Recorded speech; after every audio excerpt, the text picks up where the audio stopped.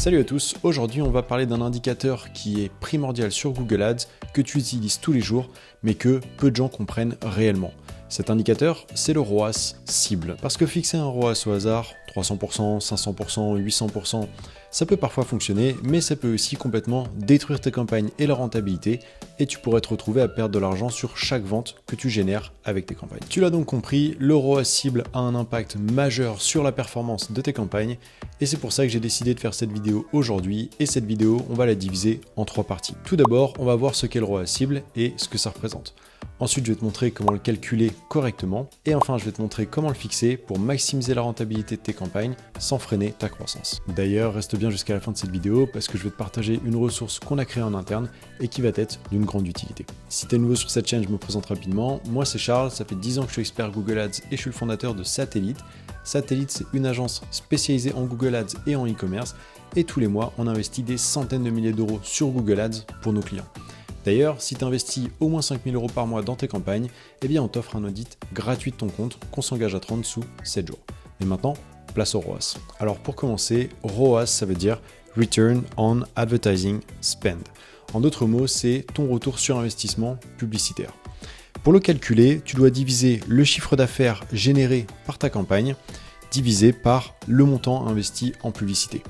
Donc là, en l'occurrence, si on prenait cet exemple, la campagne, elle a généré 5 000 € de chiffre d'affaires hors taxe en ayant investi 1 000 € de publicité, ce qui nous fait un ROAS de 5. Alors là, j'ai écrit 5, mais il y a aussi des gens qui préfèrent dire 500%, mais dans les deux cas, c'est la même chose. Donc ton ROAS ici, il serait de 5 ou de 500%. Ce que ça veut dire, c'est que pour chaque euro dépensé en ads, cela rapporte 5 € de chiffre d'affaires hors taxe. Donc c'est un indicateur quand même assez simple à analyser et très représentatif de la performance d'une campagne. Maintenant qu'on sait ça, il y a un point qui est très important quand tu analyses ton ROAS, c'est de savoir si c'est un ROAS hors taxe ou un ROAS TTC. Pourquoi ? Eh bien parce que ça ne veut pas dire du tout la même chose. Le ROAS hors taxe va être beaucoup plus représentatif de la marge et du chiffre d'affaires généré par ta campagne, alors qu'un ROAS TTC va être gonflé par 20% de TVA. Donc un ROAS hors taxe de 5 est très supérieur à un ROAS TTC de 5. Ça peut paraître assez logique, sauf que même en 2026, je vois cette erreur chaque semaine quand on audite des comptes. Et le pire, c'est que souvent, quand on parle avec les directeurs marketing et e-commerce de leurs chiffres, ces derniers ne savent même pas si le ROAS est en hors taxe ou en TTC. Donc souviens-toi bien de comment le ROAS a été configuré, autrement tu ne sauras pas vraiment à quoi il correspond. Alors maintenant que tu sais comment calculer le ROAS et à quoi ça correspond, on va parler du ROAS cible. Le ROAS cible, ou aussi appelé le ROAS break-even, c'est le seuil de retour requis pour être rentable. On va faire un exemple pour que ce soit plus facile à comprendre. Si tu as un ROAS cible de 3, eh bien quand le ROAS de tes campagnes est inférieur à 3, ça veut dire que tu es en perte. Et quand tu atteins les 3 et que tu es au-dessus, ça veut dire que tu arrives en profit. Donc tu vois là, je t'ai mis le ROAS break-even juste ici. D'où l'importance de connaître cet indicateur parce que autrement, tu pilotes tes campagnes à l'aveugle. Donc maintenant, je te vois venir et tu vas me dire, super, mais comment je fais pour calculer le ROAS cible ? Et bien pour ça, on a créé un calculateur en interne et d'ailleurs, on te le partage gratuitement. Je te mettrai le lien dans la description. Et en gros, tu dois juste rentrer les informations sur tes produits et sur tes coûts et il va te dire exactement quel est ton ROAS cible. Alors on va le remplir ensemble pour que tu vois comment ça fonctionne. Et on va dire pour l'exemple que le panier moyen de ton site, c'est 100 €. Donc ça nous fait un panier TTC à 120 €. Ok. Au niveau des coûts d'achat des fournisseurs, on va dire que tu fais généralement un x4 sur tes produits. Donc je vais mettre 25 € de coût d'achat. Coût d'emballage, on va dire que ça te coûte, allez, on va dire 3 €. Coût d'expédition, on va dire que la livraison, elle te coûte, allez, 8 €. Coût de stockage, coût de douane, j'ai rajouté toutes sortes de frais pour que ça marche avec tous les business. Là, on va dire qu'il n'y en a pas. Par contre, on va dire dans les autres frais que tu as un contrôle qualité. Donc je vais écrire ici, contrôle qualité, hop, et ça te coûte 2,50 € par produit. Ensuite, on a la commission du système de paiement. Donc ça va être Stripe, PayPal, MangoPay, Shopify Payment ou n'importe quel autre système. Et on va dire que ça nous coûte 20 centimes plus 1% du montant facturé. Donc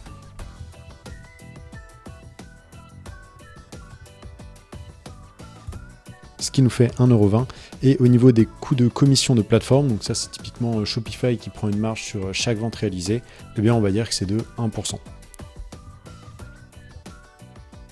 Voilà, donc déjà on voit qu'on a des coûts directs de vente de 40,70 € sur un panier moyen de 100 €. Maintenant, on va s'intéresser aux charges promotionnelles. Et donc les charges promotionnelles, ça va être les codes promo ou quand tu travailles avec des affiliés et des influenceurs.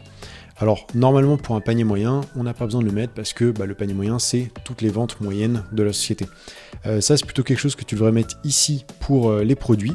Donc je vais le laisser vide. Et maintenant on va s'intéresser au taux de retour. Le taux de retour c'est le pourcentage de ventes qui sont en fin de compte annulées. Alors ça peut être pour diverses raisons, ça peut être parce qu'il y a un problème avec la livraison, un problème au niveau de la taille ou n'importe quelle autre raison. Et c'est un indicateur extrêmement important à toujours inclure dans cette analyse. Parce que, en fait, si tu as un taux de retour de 3%, tu n'as pas réalisé 100 ventes, tu en as réalisé 97. Donc ça impacte énormément ta rentabilité et ton ROAS cible. Et malheureusement, c'est un indicateur qui est très souvent oublié par les dirigeants d'entreprise, mais aussi les directeurs marketing et e-commerce. Pour l'exemple, on va dire qu'on a un taux de retour de 3% et que chaque retour nous coûte en SAV, en transport et en manutention, allez, on va dire 5 € et qu'on a des coûts de reconditionnement de 1,50 €.